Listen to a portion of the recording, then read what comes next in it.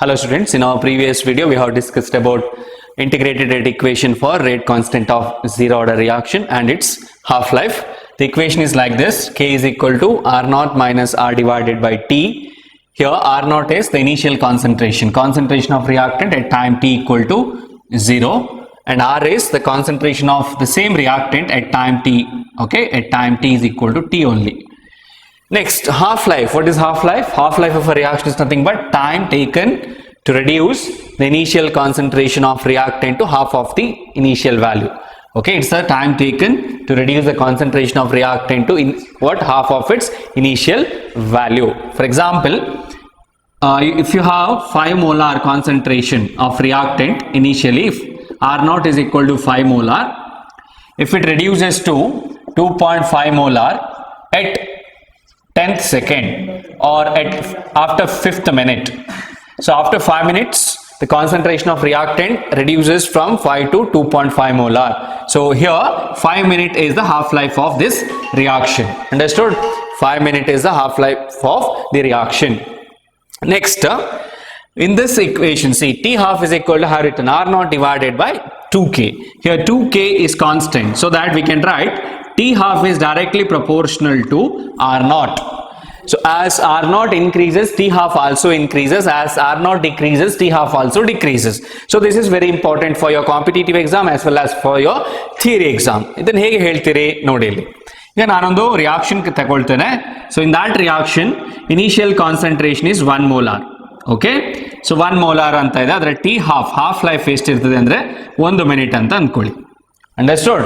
ಈಗ ನಾನು ಇದರ ಕಾನ್ಸಂಟ್ರೇಷನ್ ಅನ್ನು at time T equal to 0, concentration it was 1 molar. Half life ಎಷ್ಟಿದೆ ಇದರದ್ದು 1 ಮಿನಿಟ್ ಇದೆ. ಹಾಫ್ ಲೈಫ್ 1 ಮಿನಿಟ್ ಅಂದ್ರೆ 1 ಮಿನಿಟ್ ಬಿಟ್ಟ ಮೇಲೆ ಕಾನ್ಸಂಟ್ರೇಷನ್ ಎಷ್ಟಕ್ಕೆ ಬರ್ತದೆ? 0.5 ಮೋಲಾರ್ಗೆ ಬರ್ತದೆ. ನೆಕ್ಸ್ಟ್ ರಿಯಾಕ್ಷನ್ ಏನ್ ಮಾಡಿ, I will take at time T equal to 0 initial concentration 2 molar ಅಂತ ತಗೊಳ್ತೇನೆ. ಈಗ ಹಾಫ್ ಲೈಫ್ ಎಷ್ಟಾಗ್ತದೆ? Since it is directly proportional 2 minute ಅಂತ ಆಗ್ತದೆ. Okay, as you increase the concentration ಜಾಸ್ತಿ ಆದ ಹಾಗೆ half life period ಕೂಡ ಜಾಸ್ತಿ ಆಗ್ತಾ ಹೋಗ್ತದೆ. So if I make this as 0.5 molar, then 0.5 molar ಆದ್ರೆ half life ಎಷ್ಟಾಗ್ತದೆ? 0.5 minute ಅಂತ ಆಗ್ತದೆ, 30 seconds ಅಂತ ಆಗ್ತದೆ. Okay, understood? This is very important. Next, example for zero order reaction. Thermal decomposition of ammonia over platinum catalyst at 1030 Kelvin. So this phenomenon or reaction takes place only after the adsorption, not absorption, it is adsorption. So during this type of reactions, first what happens? First, ammonia molecule get adsorbed over the surface of this catalyst. Okay, after the complete decomposition only, the second step of the reaction takes place or next process takes place. For example, during the process, if 2 moles gets absorbed over this platinum catalyst or platinum metal, only after the completion of decomposition of 2 mole of ammonia, what further reaction takes place? Further 2 moles will react. Till that, only what decomposition process occurs. That's why it's written like R rate is equal to K into molar concentration of ammonia to the power 0. So it is zero order reaction. So the rate is directly proportional to 0th power of initial concentration or concentration of ammonia. This is related to zero order reaction. Next, we are going to derive an equation for rate constant of first order reaction. Okay, first order reaction. So this is also very important for 3 marks. Out of these two, ಇವೆರಡರಲ್ಲಿ ಒಂದು 100% manual exam 3 mark ಕೇಳ್ತಾರೆ. So how to derive this? First, you consider a reaction in which reactant gives you the product P. So R gives you product P. It is a first order reaction. You have to write consider a first order reaction. First order reaction. What is the reaction? R gives you product P. Here rate is equal to, what do you write? Rate is equal to minus dr by dt is equal to K into R to the power 1. It is first order, R to the power x, x is equal to 1. So minus dr by dt is equal to minus K into R to the power 1. Here I can make a small rearrangement in this equation. I'll bring the common terms together. I'll bring r here. dr by r is equal to minus k into, I'll bring it here, dt. Now you have to integrate this equation. Okay, integrate it. Integrating above equation. So what you will get? Integration of d of r by dt r is equal to minus k into integration of dt. You cannot integrate this constant k. Now what you will get? So integration of dr 1 by r with respect to r is log r. This natural logarithm is equal to minus k into integration of dt is t plus I. Again I is integration constant. Look at this. You remember this one. In mathematics you are going to study it. So integration of 1 by x with respect to dx is natural logarithm of x. Here log r is equal to minus k into t plus I. What's the next step? You call it as equation number 1. What's the next step? You have to find the value of I. How? By assuming initial conditions. Okay, assume initial conditions. So what is the initial condition? At time t equal to 0, r is equal to r naught. Concentration is equal to r naught. You substitute these values in this equation number 1. You will get log r is equal to minus k into 0 because t is equal to 0 plus I. Here r is equal to r naught. Instead of r you put r naught. So now what is I? I is equal to log r naught. So this is natural logarithm. Now you got the value of I. You substitute the value of I in this equation. You will get in equation number 1 log r is equal to minus k into t plus log r naught. This is your equation. Now you bring these common terms together. So what you will get? Ln r naught minus ln r is equal to kt. Or we need the expression for k. K is equal to, we can write 1 by t into log of r naught divided by r. This is your equation. You know this. Log of a by b is equal to log a minus log b. This is your equation. Okay. Now k is equal to, in our calculation we use log of base 10. So you have to convert this natural logarithm into log of base 10. So you can write this as 2.303 by t into log of r naught divided by r. Okay, this is your final expression. This is very, very important for 3 marks, this entire derivation. So k is the rate constant of first order reaction. Okay, this is the first part. The next part is about half-life, that is T half. Okay, how to derive expression for T half? It's very simple. So first you have to consider half-life.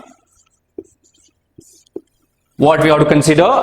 At time t is equal to T half. Okay, in your exam you can start from here itself. No need to derive entire thing. If they ask you to derive an expression for half-life of first order reaction, you start from this equation. First you write this equation, then you assume the half-life conditions. At time t is equal to T half, R becomes equal to what? R naught divided by 2. Now you substitute all these things in this equation. Now I want the expression for t, so I'll write t is equal to 2.303 divided by k into log of r naught divided by r. Now what is t? T is equal to T half. What is r naught? R naught, sorry, what is r? R is equal to r naught by 2. Okay, I'll write it here. T half is equal to 2.303 by k into log of r naught divided by, what is r? R is equal to r naught by 2. So this 2 goes to the numerator. I'll write it directly. Now you have log 2 only. T half is equal to 2.303 divided by k into log 2. So you have to remember the value of log 2, it is 0.3010. So T half is equal to 2.303 into 0.3010 divided by K. So that is T half is equal to, multiply this, we'll get 0.693 divided by K. This is also very important. So in this equation, okay, it has no concentration terms, even initial as well as final concentration. So this T half is independent of concentration of reactant. T half is independent of initial concentration. Okay, I will give one example. If you have taken 1 molar of reactant R at time T is equal to 0, okay, now it takes T half, okay, 5 minutes to reduce 1 molar concentration to 0.5 molar concentration. So this is the T half of the reaction. What is T half? 5 minutes. Now I'll reduce the concentration to 0.5 molar. Okay, again in a different reaction I'll take the same reactant, but I'll reduce the concentration of that reactant into 0.5 molar. Now what is the T half? T half remains the same. Again it is 5 minutes only. Unlike zero order, here T half is independent of initial concentration. If any reaction starts with first order kinetics, it always has the same value of T half over an entire reaction or till the end of the reaction. Okay, if I take a 5 molar reactant, then also T half remains same, that is 5 minutes. Reason is T half is independent of initial concentration. Okay, remember this is very important. Continue with the rate constant of first order reaction. So previously we have derived an expression for log R. Log R is equal to minus KT into log R naught. So here this equation is in the form y is equal to mx plus c. So we can plot a graph of y versus x here. See here along y-axis we have to take concentration, logarithm of concentration, and along x-axis we have to take time. As time passes, what happens to concentration? Concentration go on decreasing. Okay. The main difference between zero order and first order reaction in this graph is, it's very simple. Sometimes they will ask you to identify the order of the reaction based on a graph. They will give you these two type of graphs, R versus T. This will be like this. And one more is log R versus T. Here it's log R naught. So if along y-axis log R is present, then it corresponds to first order. If only R is present, then it corresponds to zero order. This is very important. Remember, what's the slope? Slope is equal to minus K. So here M is the slope, C is the y-intercept. So y-intercept is what? Log R naught. If you know y-intercept, you can find the value of R naught, initial concentration. If it is not known to you, if the initial concentration is not known to you, so you can find it using this graph, but it's not the correct method or accurate method to find the value of R naught. We have to conduct the experiments. So graphically you can find it with some errors. Understood? Yes, but they will ask these type of questions in your competitive exam. So what? They will mention you the slope value of K, okay, or slope they will mention, they will ask you to write what the value of M or K here. R naught, R and time, if R is given, T is given, then you can calculate log R, log 1, log 2, log 3 you can find. So you can find the slope, you can find the intercept Y also. Okay, this is very important, remember. Next, at two different temperatures, sometimes we need to find the average rate of a reaction, not instantaneous rate. At two different time intervals, how to derive the same equation. Okay, we already got this one. Log R is equal to minus KT into log R naught. At time T is equal to T1 and R is equal to R1, I can write log R1, ln R1 is equal to minus KT1 plus log R1, R naught. So this is not going to change. At time T is equal to T1, R becomes equal to R1. This is equation number 2. Next, at time T is equal to T2, another time interval. Okay, T means at a particular time. It is instantaneous. Remember, T is instantaneous. Between two time intervals, it is average rate. So average is simple. Between two time intervals, you have to find the concentration, or you have to calculate the concentration. If time T is equal to T1, we take concentration as R1. If time T is equal to T2 at another time interval, you take it as R2. Now using these 3 and 2, equation 3 and 2, we can write 3 minus 2. Log R1 minus log R2 is equal to minus KT1 minus, this is minus KT minus of minus KT2. So you'll get log R1 by R2 is equal to, you know, log A by B is equal to log A minus log B. Hope you know this. Log R1 by R2 is equal to K into T2 minus T1. Simplify this. So this is nothing but K is equal to, you bring T2 minus T1 here, 1 by T2 minus T1 into log R1 by R2. In base 10, log of base 10, K is equal to 2.303 divided by T2 minus T1 into log R1 by R2. Okay, if possible, try to remember this equation also. Sometime in your exam, they may ask you to calculate the value of K using between two time intervals. So you have to use this equation. Again, moving to the original equation, one more term, graphical representation. K is equal to 2.303 by T into log R0 by R1. So I will make some rearrangements in this equation. I'll write this equation in terms of log R0 by R1. So this is not important for your theory exam. For competitive exams and all, this is important. You bring log R0 by R1 here. You bring these two terms on this side. Log R0 by R1 is equal to KT divided by 2.303.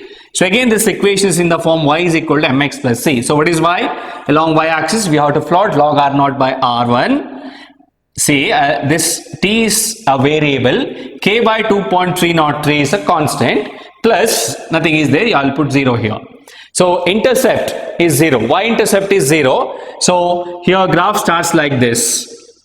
Okay, log R0 by R1, log R0 by R1 increases as time passes from 0 to higher minutes or seconds. So k by 2.303 is a constant, which is nothing but your slope.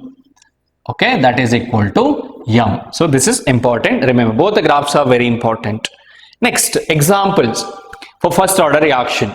Here, simple examples, the photosynthesis and all photochemical reactions. Photosynthesis is a first order reaction, and all what photochemical reactions are all first order reactions. And one more example, hydrogenation reaction. In your textbook, this is given. So I have mentioned this one here. Hydrogenation of ethene or any other unsaturated alkene. It follows first order kinetics. Second one, all radioactive decays. Every radioactive decay follows first order kinetics. Understood? Here I have given the radioactive decay, beta decay, alpha decay of radium. Radium gives you radon. So this also follows first order kinetics. Understood? Yes. Thank you.